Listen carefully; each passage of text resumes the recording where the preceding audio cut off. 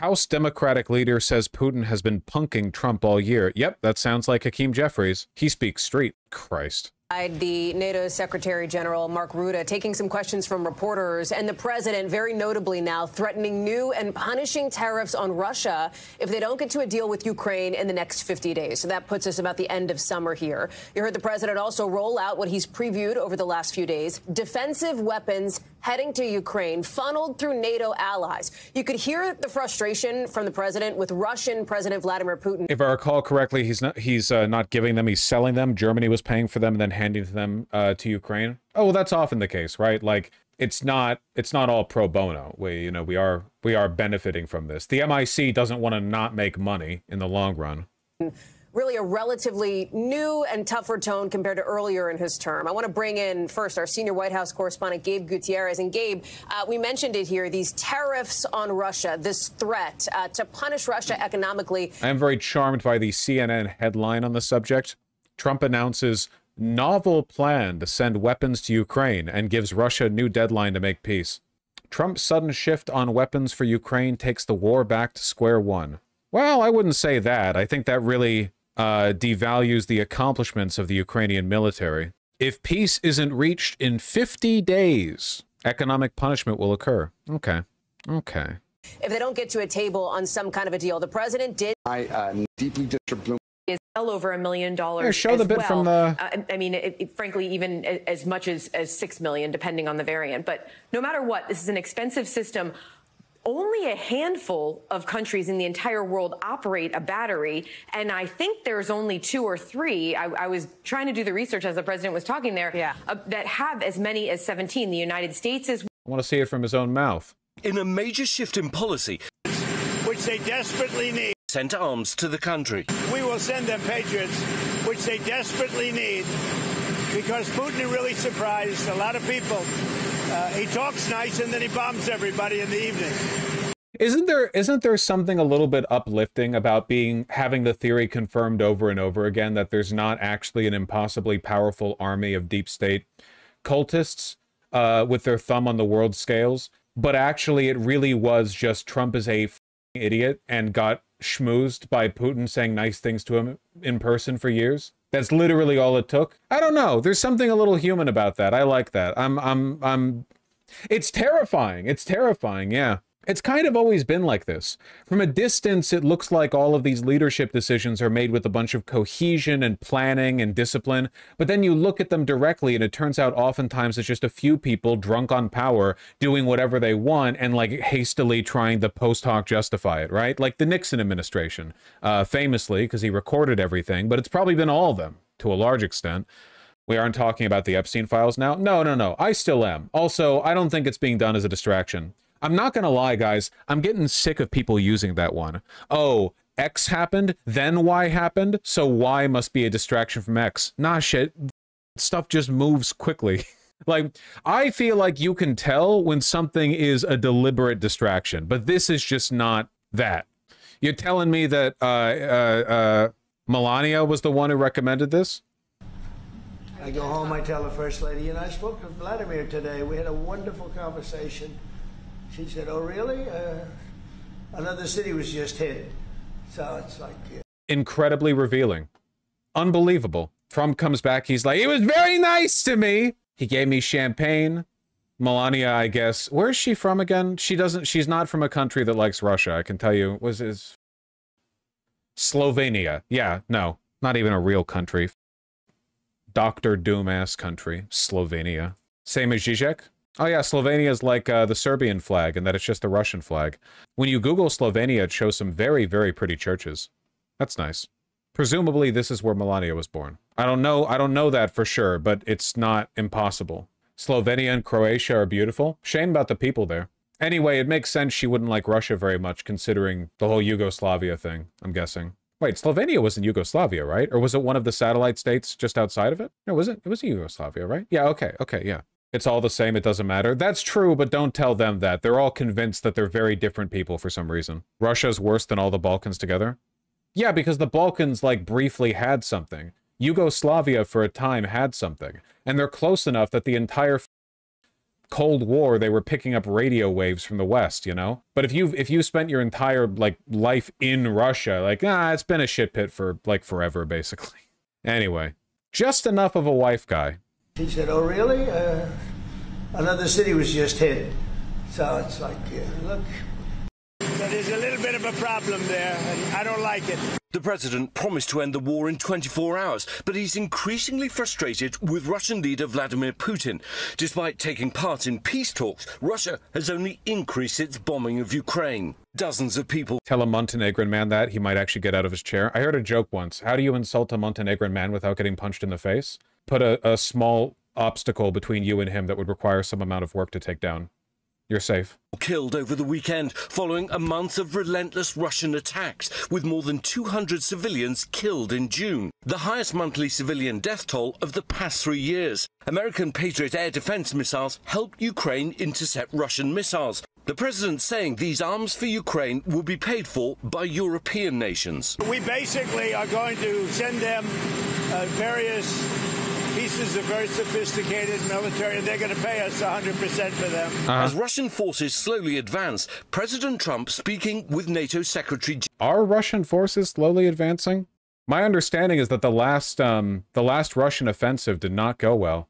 General this morning, and expected to make what he calls a major announcement. Well, one other thing to look out for is the possibility of sanctions, a major bipartisan... I don't know what sanctions are going to do at this point, but giving more weapons to Ukraine is always good, I suppose. Yeah, they've claimed the most in a while, but it's still pathetically slowly. Only a few more centuries and they'll make their way all the way over to Kyiv. Here, let's see if we can discern here. Okay. From July 14th back to January 7th, sure. Okay. The casualty rate recently got over 1 million. It's probably quite a bit higher than that, too. You know, it's difficult to tell with the lines being what they are. Russia basically got what it wanted already, though. Not really. This was not a big masterstroke. They did want Kyiv on day 3, okay? This was not... This didn't play out the way they wanted at all. They're just stuck here because they're stubborn. Russia got what it wanted. Finland joins NATO. Now also all the European NATO countries are rearming. Germany's spending $1 trillion on their military. Oh no, it's going well. It's going well. God, Russia's big. What are sanctions on Russia even supposed to look like? Yeah, I don't know. Probably tariffs. I don't know what the f they're supposed to look like. Russia's economy is already... The Trump administration plans to go after the Russian shadow fleet. It's a big deal. I'm not familiar with this. I wasn't aware. Is this a Deltarune reference? I'm not familiar with any Darkner fleet. That's how they export oil. It's Patriots, it's all of them. It's a full complement with the batteries. We're not buying it, but we will manufacture it and they're going to be paying for it. Trump also made economic threats if a... I don't believe this is a fundamental change of Trump's policy. Not a fundamental one.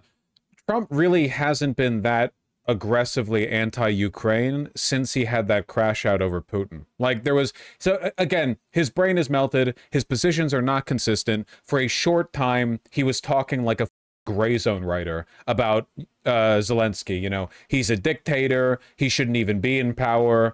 Trump, Putin wants peace, not you, that sort of thing. And then it all came to a head with the infamous J.D. Vance, you haven't even said thank you bullshit, which was really embarrassing to the point where allegedly behind the scenes Trump like he got chastised for it, basically, for talking out of line. And after that he's been upset with Putin for not like acquiescing to the peace talks, and it all kind of fell apart. And yeah, he's not consistent. It's hard to say. Peace deal isn't reached. We're going to be doing very severe... What would Kamala have done? Kamala would have been consistently pro-Ukraine the whole way through. Probably exactly the same way that Biden was. Tariffs, if we don't have a deal in 50 days. In addition to its air assaults, Russia has stepped up its efforts on the battlefield, pushing ahead in the country's eastern Donetsk region as well as in Ukraine's north. This includes the Sumy region, where Russia has massed 50,000 troops. Recently, what we've seen Russia try to do is aim for encirclements of cities, to try to push forward on several fronts at the same time, to force Ukrainians to make a choice. Do you think it's a little bit ironic that in this video, the Wall Street Journal is saying that Russia's strategy is to demoralize the West and make them believe that Ukraine can't win, and then all they're doing is emphasizing the overwhelming might of Russia marching onward? Like, they're not talking about how Ukraine's drones have demolished their back lines, destroyed their lines of command and communication, things like they're focusing on this very much from the perspective of like, well, Ukraine is without hope unless we intervene, you know? It is so difficult for me to watch videos like this and take them seriously when they're coming from the same outlets that champion the slaughter of Palestinians.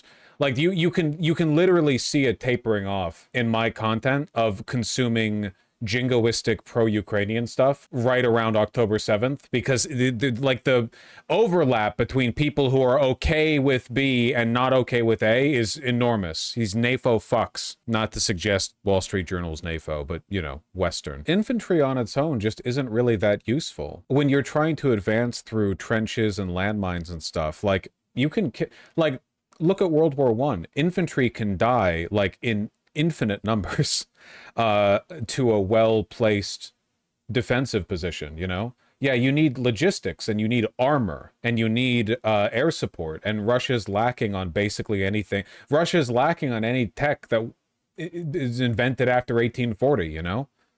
Also, they keep losing officers. Is it true that Russia doesn't even have NCOs? Like, all of their officers are commissioned. And if they don't have NCOs, their commissioned officers have to come further to the front, which means that they're more vulnerable. There are no NCOs. That's insane. That's crazy. It's super top down. Yeah, I guess because anyone who, like, rose from being a conscript up to an NCO would be like, I'm gonna leave. What's an NCO? A non-commissioned officer. Like in Russia, in their military, basically, if you want to have the ability to command troops, you need to go down the command troops line. You need to be a special boy who goes to special boy school with special boy training. You don't have regular infantry who are elevated up to small-scale command positions in the front line as a consequence of their, like, actions and promoting. Yeah, you can't, there aren't, like, cool dudes at the front who get elevated to the ability to make decisions. The decision making is made by people who go down that path, which means there aren't as many of them, which means that they're harder to replace, which means that in order to command troops, they have to be closer to the front lines, which means they get shot. Russia's never had NCOs, even back in the Tsar days. Junior officers filled that role. I would suspect as rewards for its nobility back in the day, and it never really changed. Yeah, that sounds likely. I don't really know, but it sounds reasonable. If nothing on the back line works, and it's literally just, well, they have a bunch of troops, that's great. Well, machine guns were invented over a century ago, you know? It's on its own, that doesn't do it. 1,000 troops, yeah, but what about 5,000? What about 10,000? You could, if you have, like, a good oversight of an area, you've got, I don't know what you want to call it, Overwatch or whatever. If you have, like, a line that you're in control of and you have drones flying freely, I think you could probably kill an almost infinite number of troops. I might be overstating the case a little bit here, but if they don't have proper armored or air support, and if you have more or less, like, the vantage over an area, you literally just need, like, enough ammunition. It's all about logistics. Some Polish YouTubers lately fearmonger over Russians getting Ukrainian tech. Do you know if that's a valid concern? That doesn't sound valid to me. The reason that Ukraine is able to manufacture so many drones so quickly isn't because Russia doesn't have the tech. It's not hard to make. It's not hard to know how to make drones, right? It's probably, and I'm just guessing here, that they get their tooling and machining from the West. The difficulty with making like, when you make a factory, you need to build the machines that then build the machines. And some things are easier to build than others. Microchips, for example, are so difficult to build that you need incredibly delicate, extremely specialized facilities run and staffed by experts, right? Like, you know, Taiwan, or we try to do it here in the United States. When it comes to building drones, building a lot of them quickly, I don't think the question is, do you know how to make them? It's, can you get the machining necessary, the tooling necessary to make thousands of them a day? And I don't know if Russia can, because Russia has lots of oil, iron, you know, whatever. It's got resources, you know, but I don't know if they could reliably do that. Keep in mind, the main reason they're still in this fight is because they have two things they can produce in abundance easily: human beings and artillery shells. And the reason they have so many artillery shells is partly because it's a Cold War backlog, and partly because it's not that difficult to make them. Like, artillery shells we were making them in the 1800s. It's not that difficult to make them, basically. It's an iron thing with explosives. It's drones comparatively are delicate and complicated. Their domestic machining tech is literally decades behind. Well, thank God for that. The Economist's estimates. Why the fuck is this on r/neoliberal? Hold course, steer clear of populist tides. Reaction or revolution. React to nothing. Revolt at nothing. Yeah. Credibly around 1 million casualties. Nowhere near what they suffered in World War II.